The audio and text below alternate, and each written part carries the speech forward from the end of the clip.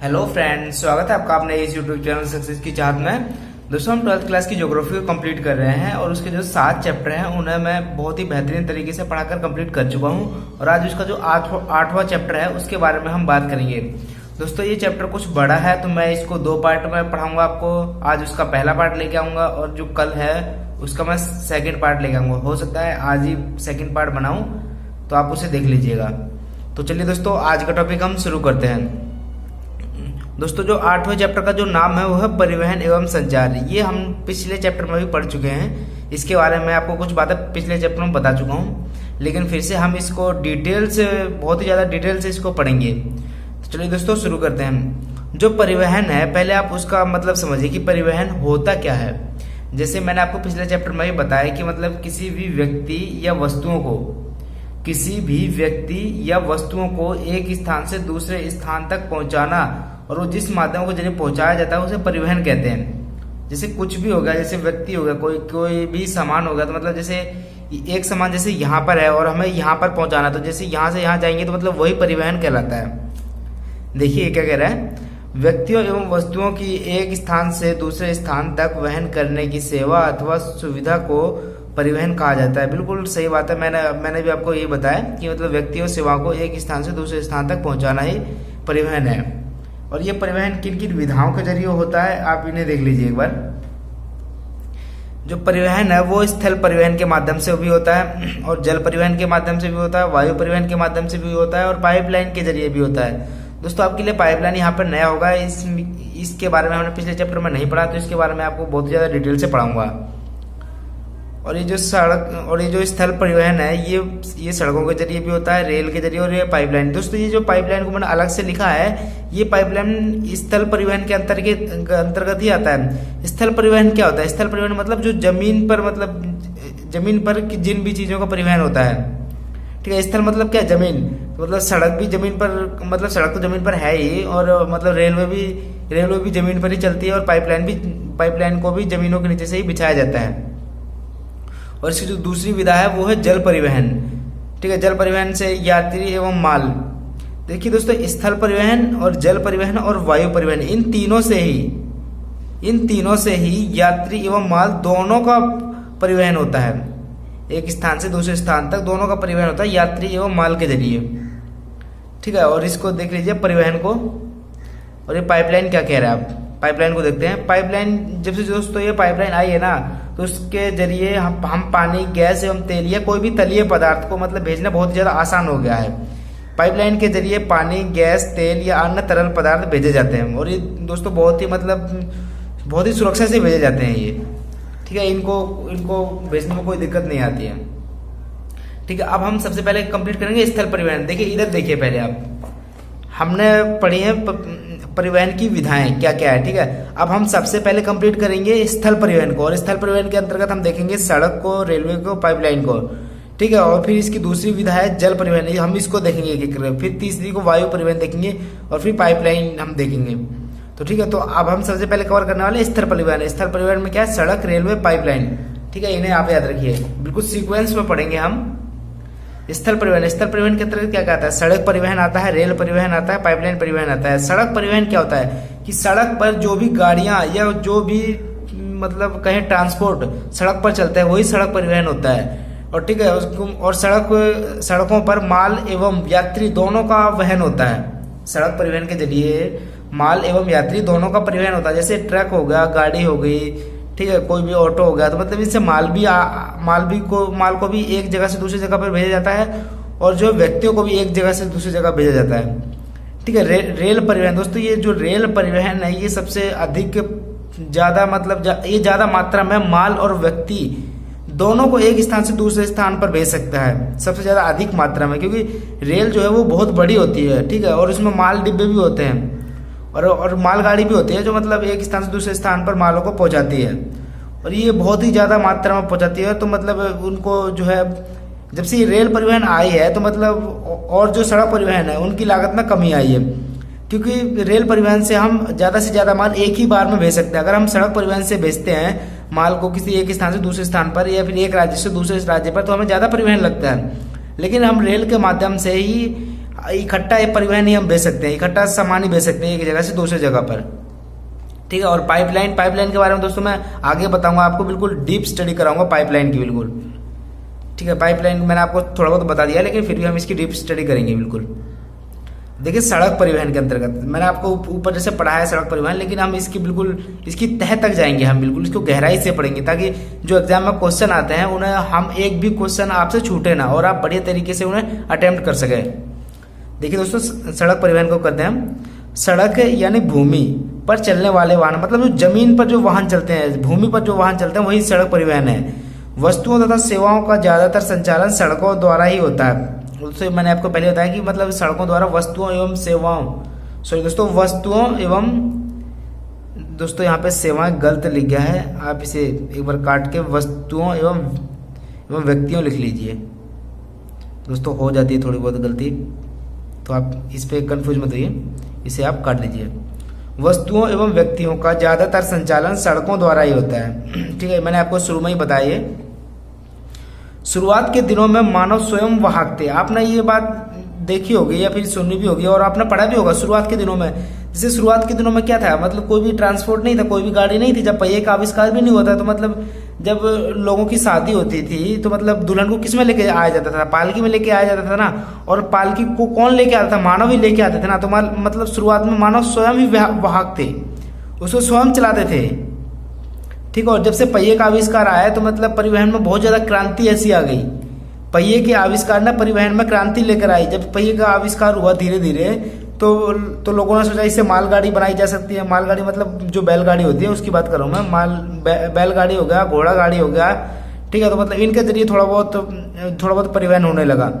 लेकिन जब भाप इंजन का आविष्कार हुआ दोस्तों, तो जो परिवहन है उसमें तो समझ लो कि अपार क्रांति हुई। जो परिवहन है भाप इंजन के आविष्कार के कारण, क्योंकि जब भाप इंजन का आविष्कार हुआ तो इससे रेल का विकास हुआ बहुत ज्यादा, और रेल एक ही बार में अधिक मात्रा में सामान और व्यक्तियों को पहुंचाती है।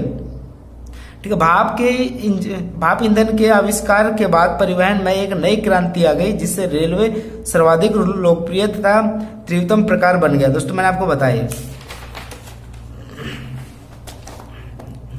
अब देख लेते हैं सड़कों के लाभ तथा समस्याएं। जो सड़क परिवहन है, इसके लाभ क्या है और इसकी समस्याएं क्या क्या हैं, क्योंकि हर एक चीज के दो पहलू होते हैं। जैसे बोलते हैं एक सिक्के के दो पहलू होते हैं, तो इसके हर एक चीज के नुकसान भी होते हैं और हर एक चीज के अपने फायदे भी होते हैं।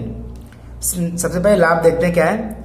सड़कों से वस्तुओं एवं व्यक्तियों दोनों का परिवहन होता है। ये मैंने आपको पहले बताया कि सड़क मार्ग है, उनके द्वारा जो व्यक्तियों एवं वस्तुओं दोनों का परिवहन होता है। सड़क परिवहन से व्यक्तियों तथा वस्तुओं को घर घर तक पहुंचाया जा सकता है। दोस्तों ये सबसे महत्वपूर्ण पॉइंट है, आप इसे ध्यान रखिएगा कि मतलब सड़क परिवहन के जरिए है वो वस्तुओं एवं व्यक्तियों दोनों को घर घर तक पहुंचाया जा सकता है। जैसे कि आप सपोज करो कि आप रेल से यात्रा कर रहे हैं, तो क्या जो रेल है वो आपको अपने यहाँ से आपको अपने घर तक क्या बिल्कुल ड्रॉप कर सकती है? रेलवे कभी नहीं कर सकती। वो मतलब अपने एक निश्चित स्थान पर ही वो आपको छोड़ देगी और वहां से आपको जो वो सड़क परिवहन के अंतर्गत आना होगा। ठीक है, तो मतलब जैसे वायु परिवहन हो गया, जल परिवहन हो गया, तो ये मतलब एक निश्चित स्थानों पर ही छोड़ देते हैं हमें, और हमें उस स्थान से अपने घर तक हमें सड़क परिवहन के अंतर्गत आना पड़ता है। तो ये सबसे महत्वपूर्ण पॉइंट है सड़क परिवहन का। सड़कों का निर्माण पहाड़ी एवं दुर्गम क्षेत्रों में भी हो सकता है। दोस्तों ये भी बात सच है कि सड़कों का निर्माण मतलब पहाड़ी एवं दुर्गम क्षेत्रों में भी किया जा सकता है, तो ये इसका बेनिफिट है।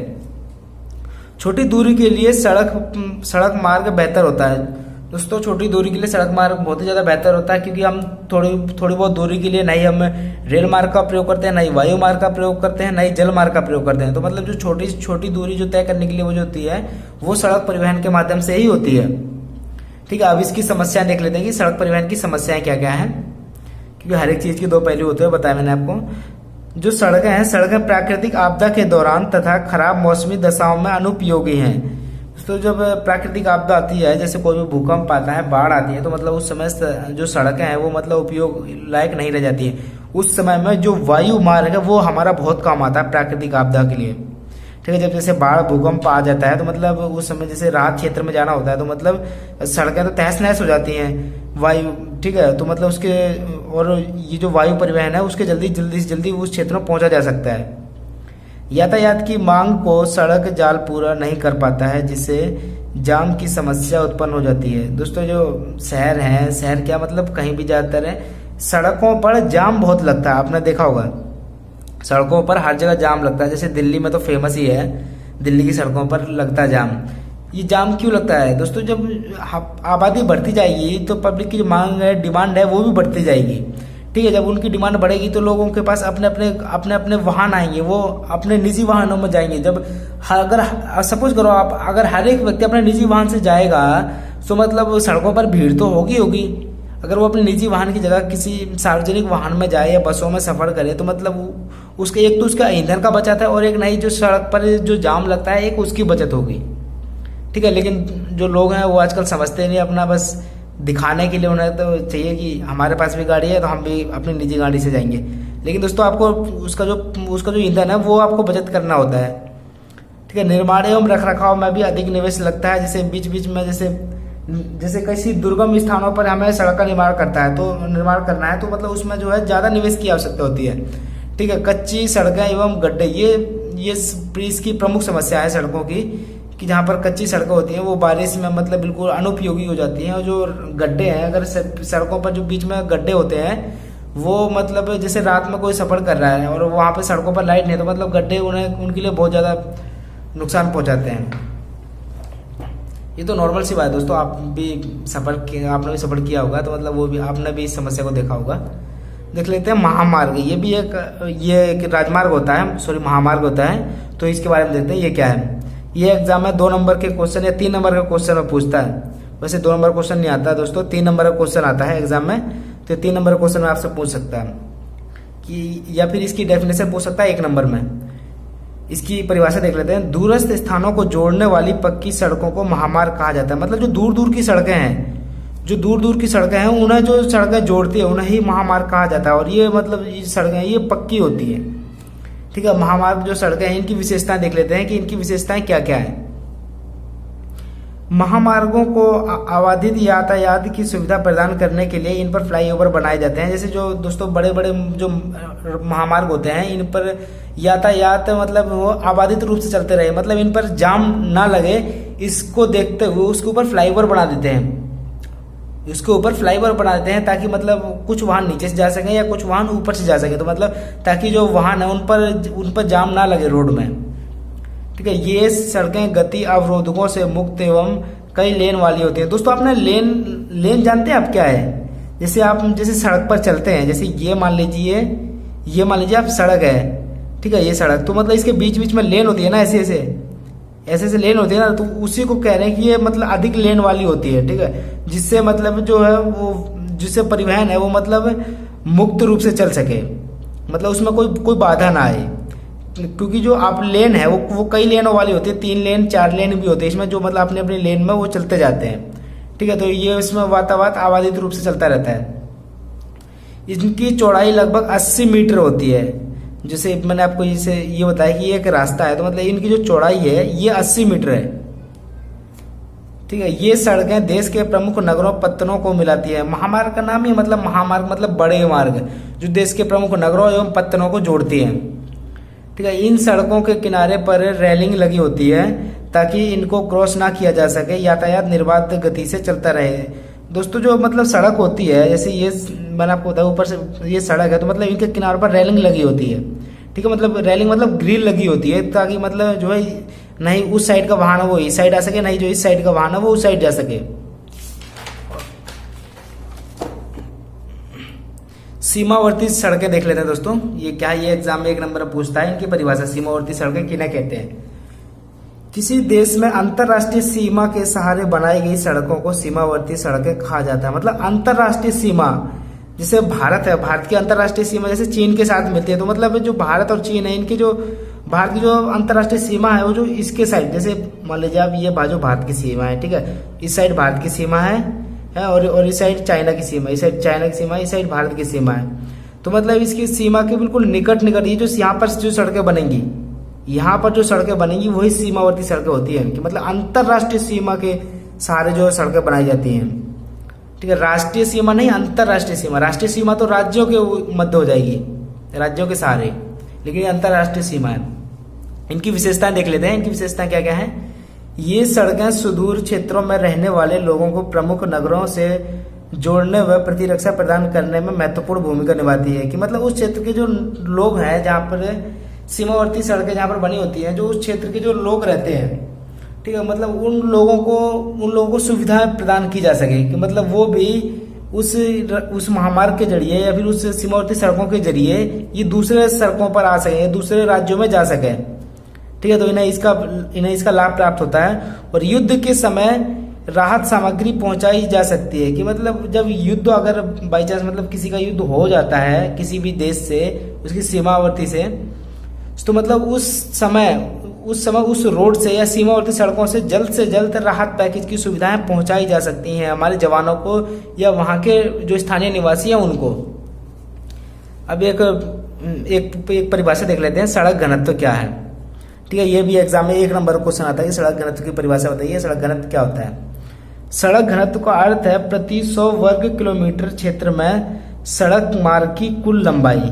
नहीं समझा? चलिए इसको मैं अच्छी तरीके से आपको समझाता हूँ।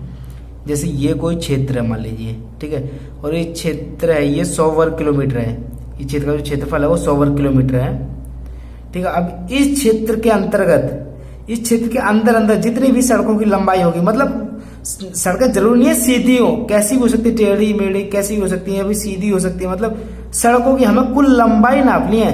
100 वर्ग किलोमीटर क्षेत्र के अंतर्गत सड़कों की हमें कुल लंबाई नापनी है, तो इसे ही सड़क घनत्व कहा जाता है। समझ गए आप? और जो सर्वाधिक सड़क घनत्व है वो उत्तर अमेरिका में सर्वाधिक सड़क घनत्व पाया जाता है। ये 1 नंबर पूछता है कि मतलब सबसे ज्यादा सड़क घनत्व किस महाद्वीप में है या फिर किस देश में है। रेल मार्ग, ठीक है, रेल मार्ग को देख लेते एक बार। रेल लाइनों का वर्गीकरण चौड़ाई के आधार पर, मतलब इनका जो रेल की पटरी है उनका वर्गीकरण किया जाता है, ठीक है। उनमें 3 टाइप होते हैं, देखिए नीचे। एक होती है बड़ी लाइन, जो मतलब बड़ी लाइन का मतलब होता है जो मतलब पटरियों के बीच की जो दूरी होती है ये 1.5 मीटर या इससे अधिक होती है, तो उसे बड़ी लाइन कहते हैं, ठीक है। और जो मानक लाइन होती है वो 1.44 मीटर होती है, इसकी लंबाई जैसे थोड़ी ज्यादा होगी, तो मतलब इसकी जो लंबाई है वो थोड़ी कम होगी, 1.44 मीटर। और ये होती है मीटर लाइन, तीसरी है। मीटर लाइन की लंबाई ही 1 मीटर होती है, मतलब उन दोनों लाइनों की जो लंबाई है उनसे कम होती है, 1 मीटर होती है, ये और भी ज्यादा छोटी होती है, ठीक है। तो आप इन्हें देख लीजिए आप। और रेल मार्ग की जो विशेषता है उन्हें देख लेते हैं हम एक बार। लंबी दूरी के लिए रेल मार्ग जो है वो बेहतर होता है। ये बिल्कुल सही कह रहा है दोस्तों कि अगर हमें ज्यादा लंबी दूरी करनी है, जैसे 500-1000 किलोमीटर दूर जाना है, तो मतलब जो सड़क परिवहन है उसके ज्यादा सुलभ नहीं होता है, ठीक है। उनके बजाय हम रेल मार्गों से ही हम बेहतर वो कर सकते हैं, यात्रा कर सकते हैं, ठीक है। और रेल मार्ग यात्री एवं माल दोनों का परिवहन करता है। ये तो मैंने आपको शुरू में ही बताया कि यात्री एवं माल दोनों का परिवहन करता है रेल मार्ग। यह रेल मार्ग राज्यों को जोड़ता है, अन्य राज्यों को, मतलब किसी भी राज्य को अन्य राज्यों से जोड़ता है रेल मार्ग। तो मतलब इससे जो व्यक्ति हैं वो एक राज्य से दूसरे राज्य में जाने में मतलब उन्हें आसानी होती है। अब इसकी समस्याएं देख लेते हैं क्या है, क्योंकि हर एक चीज की तो इसकी समस्या होती है और उसके फायदे भी होते हैं। फायदे तो देख लिया हमने, अब इसकी समस्याएं देखते हैं। समस्याएं क्या है? दुर्गम पहाड़ी इलाकों पर संभव नहीं है, मतलब जो रेल मार्ग है वो जो ज्यादा पहाड़ी इलाके होते हैं, दुर्गम इलाके होते हैं, उन पर रेल मार्ग का निर्माण बहुत ज्यादा मुश्किल होता है या फिर असंभव होता है, ठीक है। तो ये इसकी एक समस्या है। वस्तु एवं व्यक्ति को घर तक नहीं पहुंचाया जा सकता है, ये इसकी सबसे जो महत्वपूर्ण कमी है इसकी, क्योंकि रेल मार्ग जो है वो हमें एक निश्चित स्थान पर ही छोड़ देगा और उस स्थान के बाद हमें सड़क परिवहन के द्वारा आना होगा, वो जो मैंने आपको पहले बताया था, ठीक है। रेल मार्ग में अधिक निवेश की आवश्यकता होती है, क्योंकि इसका अगर हम कहीं भी इसका निर्माण करते हैं तो उसमें हमें अधिक निवेश की आवश्यकता होती है। दोस्तों मैं सोच रहा हूँ इसको यहीं पर ख़त्म करूँ और आपको नेक्स्ट चैप्टर में लेके आऊँ नेक्स्ट वीडियो में। चलिए थोड़ा और देख लेते हैं एक बार। पता दोस्तों आप भी बोर हो रहे होंगे, लेकिन दोस्तों ये आप ही के लिए है बिल्कुल। अगर आपने इस वीडियो को अच्छी तरीके से देख लिया और अच्छी तरीके से समझ लिया तो आप जो CBSE का एग्जाम है उसे बहुत ही अच्छी तरीके से क्लियर कर सकोगे। तो चलिए दोस्तों टॉपिक देखते हैं अभी। पार महाद्वीपीय रेल मार्ग। पार महाद्वीपीय रेल मार्ग क्या होता है दोस्तों? आप इसके नाम से जानिए ना, पार महाद्वीप मतलब ये कोई महाद्वीप है, इसका एक छोर से दूसरे छोर पर जाना, मतलब ये ये मान लीजिए आप एशिया महाद्वीप है, ठीक है। तो एशिया महाद्वीप का जो ये पश्चिमी छोर है, ये जो पश्चिमी छोर से पूर्वी छोर तक मिलना, ही पार महाद्वीप कहलाता है। क्यों? क्योंकि ये महाद्वीप है, ये मतलब उसको पार कर रहा है ये रेल मार्ग, इसलिए इसका नाम ही है पार महाद्वीपीय रेल मार्ग। आप इस जो वर्ड होता है उसको वर्ड के पहले नाम पे जाइए कि वो कह क्या रहा है, ठीक है, और फिर खुद से समझने की कोशिश कीजिए दोस्तों, कि मतलब अगर हम खुद से ज़्यादा समझेंगे तो हमारी समझ बढ़ेगी, ठीक है। पार महाद्वीपीय रेल मार्ग पूरे महाद्वीप से होते हुए इसके दोनों छोरों या जो कोना होता है उसको जोड़ते हैं। मैंने आपको पहले बताया कि जैसे ये मान लीजिए एशिया महाद्वीप है, तो इसके इस कोने से इस कोने को जो जोड़ता है, जो रेल मार्ग जोड़ता है, उसे पार महाद्वीपीय रेल मार्ग कहते हैं। अब इसका जो एग्जाम्पल है वो सबसे पहले पार साइबेरियन रेल मार्ग, ठीक है। ये रूस का एक प्रमुख रेल मार्ग है, ये रूस का है। यह एशिया का सबसे महत्वपूर्ण और विश्व का सबसे लंबा दोहरे पथ से युक्त विद्युतीकरण पार महाद्वीपीय रेल मार्ग है। अब देखिए दोस्तों, ये एशिया का जो है ये सबसे महत्वपूर्ण रेल मार्ग, और ये दोहरे पथ का, मतलब एक पटरी तो वहां से आएगी और एक पटरी यहां से जाएगी, मतलब दो पथ है इसमें, ठीक है, एक आना और एक जाना। और ये जो पूरी पटरी ये विद्युतीकरण है, मतलब ये मतलब बिजली से चलती है ये पूरी लाइन, ठीक है। यह रेल मार्ग पश्चिम, दोस्तों 2 बार लिख दिया, सॉरी दोस्तों। यह रेल मार्ग पश्चिम में सेंट पीटर्सबर्ग से पूर्व में प्रशांत महासागर के तट पर स्थित व्लादिवोस्टोक तक फैला है, मतलब इन दोनों को छोरों को जोड़ता है। जैसे मैंने आपको ऊपर से बताया था, ये जैसे पश्चिम है, जैसे मैंने आपको बताया था एशिया, मतलब ये जो जिस उसमें है, जो ये एशिया महाद्वीप में है, तो मतलब इसका जो पश्चिमी हिस्सा वो है सेंट पीटर्सबर्ग, यहाँ पे मतलब सेंट पीटर्सबर्ग है, और यहाँ पर है व्लादिवोस्टोक। तो मतलब इन दोनों छोरों को ये जो जोड़ता है ये रेल मार्ग, ठीक है। और यह जो है ये 9322 किलोमीटर लंबा है। यह रेल मार्ग यूराल पर्वत, ओब और येनिसी नदियों से गुजरता है, मतलब इन सभी नदियों से गुजरता है पर्वत से, ठीक है। इसका जो दूसरा रेल मार्ग है पार महाद्वीपीय, वो है पार कनेडियन रेल मार्ग। यह कनाडा की यह रेल लाइन 7050 किलोमीटर लंबी है, ठीक है, मतलब ये इसकी लंबाई बता रहा है। पूर्व में हैलिफैक्स से पश्चिम में वैंकूवर तक ये फैला, मतलब जैसे उस छोर में था ना, जैसे वहां पर क्या था, सेंट पीटर्सबर्ग से व्लादिवोस्टोक था। अभी यहाँ पर क्या है, यहाँ पर हैलिफैक्स से पश्चिम में वैंकूवर तक फैला है ये, और इसका जो निर्माण है वो 1886 में हुआ था। और इस लाइन को कनाडा की आर्थिक धमनी कहा जाता है। दोस्तों ये आपसे 1 नंबर पूछ सकता है कि कनाडा की आर्थिक धमनी किसे कहा जाता है, तो पार कनेडियन रेल मार्ग को, ठीक है। और ये जो तीसरा रेल मार्ग है इसे देख लीजिए। तीसरा ऑस्ट्रेलियाई पार महाद्वीपीय रेल मार्ग। ये जो पूर्व में मेलबर्न से पश्चिम में पर्थ तक फैला है, कि मतलब जो पूरब है उसमें मेलबर्न से पश्चिम तक फैला है, जिससे उन दोनों को छोरों को जोड़ता है। और ये ऑस्ट्रेलिया की प्रमुख लाइन है, मतलब ऑस्ट्रेलिया का जो प्रमुख रेल मार्ग है ये। तो दोस्तों मैं सोच रहा हूँ आज के इस टॉपिक को मैं यही समाप्त करूँ। इसका जो नेक्स्ट पार्ट है वो मैं आज ही सोच रहा हूँ या फिर कल लेके आऊँगा।